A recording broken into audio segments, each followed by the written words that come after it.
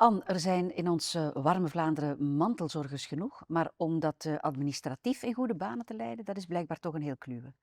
Ja, dat klopt. Er zijn 1 op 3 van de volwassen Vlamingen zijn mantelzorger. En soms is dat zelfs vaak zonder dat men het weet. Want voor een mantelzorger te zijn, ja, meestal kies je daar eigenlijk niet vrijwillig voor. Dat is iets wat je overkomt.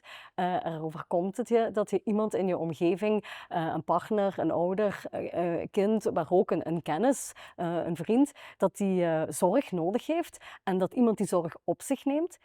Zonder dat hij zichzelf of haarzelf dan ook zo benoemt als zijnde mantelzorger. Mhm. Dus dat zijn eigenlijk meer dan 2 miljoen Vlamingen waar we over spreken die mantelzorger zijn.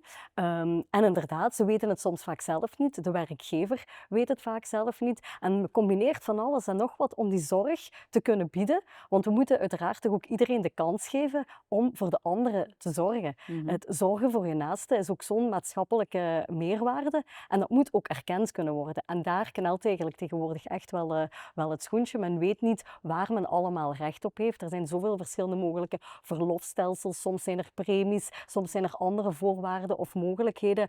En Mhm. ja, dat verschilt ook nog wel van Ja, de ene locatie ten opzichte van de andere. En het is een heel kluwe om dat administratief dan op orde te kunnen ja. krijgen.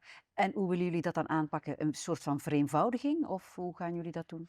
Ja, die administratieve vereenvoudiging en ook die harmonisering is echt wel heel erg belangrijk. En daarom dat wij denken aan een mantelzorgkoffer, waar we eigenlijk dan alle systemen geharmoniseerd in worden opgenomen, zodat zowel de mantelzorger zelf, maar ook de werkgever een duidelijk, makkelijk overzicht heeft van wat zijn allerlei mogelijkheden, welke verschillende stelsels kan men combineren en kan men daar ook dan de keuze voor maken om effectief ook die zorg te kunnen bieden samen met het uitvoeren van de job. Want het is zeker ook minstens even belangrijk om te bekijken naar later, dat voor het pensioen, dat indien men minder moet gaan werken, dat ook die jaren, soms is dat toch, dat men mantelzorg heeft geboden, wel ja, dat die toch ook in de mate van het mogelijke meegerekend kunnen worden in de pensioenberekening. Mhm.